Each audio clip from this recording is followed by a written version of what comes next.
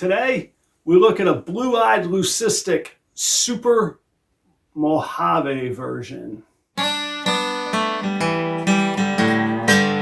Proper Royals. Hey everybody, it's Adam from Proper Royals. Thanks for joining me today. Today we're going to take a look at my all-white snake, blue-eyed leucistic. So this is Super Mojave. Before we go too much into talking about the snake, let's talk about what's called the blue-eyed leucistic complex.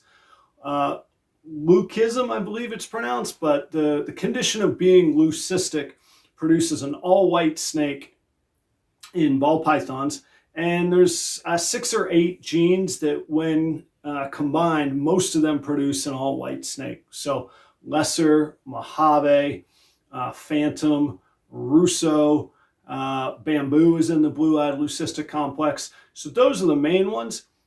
Any combination of those two of those genes, by and large, will produce an all-white snake. Phantom does a couple of weird things, and I think that there's a combination with Mojave that'll produce something other than an all-white snake. The other cool thing is that they have these bright blue eyes. And it makes for a really striking expression in a ball python. So this one you can see is nearly perfectly white. Super Mojaves will have a darker head. I've got the bright lights on him, but his head is a grayish purple pink sort of color, and that's really typical for Super Mojaves. So I was telling you earlier, there's all those genes in the blue-eyed leucistic complex. Any combination of those or any supers of those. So this guy is a Super Mojave. So his mother was a Mojave and his father was a Mojave, and he got a gene from both of them, which created this condition of being a super. The second thing about it is that all of his offspring, no matter who he's bred to, are going to have one Mojave gene. Now, if who I breed them to is a female Mojave, then half of them would be blue-eyed leucistics, the other half would be visual Mojaves, statistically. But he becomes a powerful breeder because I know for sure he will not produce any normals. All of his offspring will have one gene of Mojave in them. Interestingly enough, this guy also could be Pastel. We don't know because he's washed out under the white, but his genetic pairing says it could be Pastel. He's also at least het ghost. One of his parents was a visual ghost, and the other of his parents was a het ghost.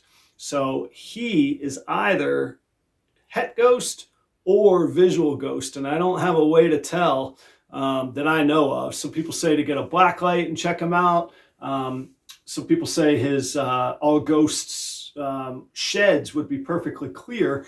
The problem is his shed is already perfectly clear because there's no pigment in there. So I'm going to breed him to a ghost when he's mature, and we'll prove out whether he's het ghost or visual ghost. Let's check him out under the lights.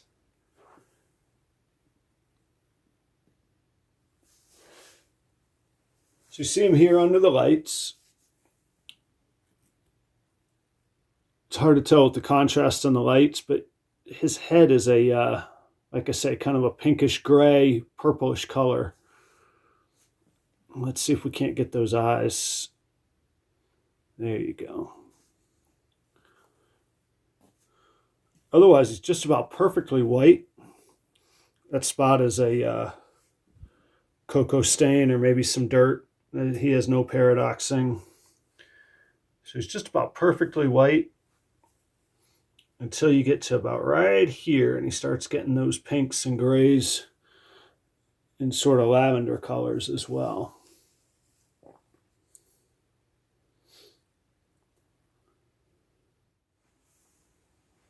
So that is my Super Mojave Blue-Eyed Leucistic.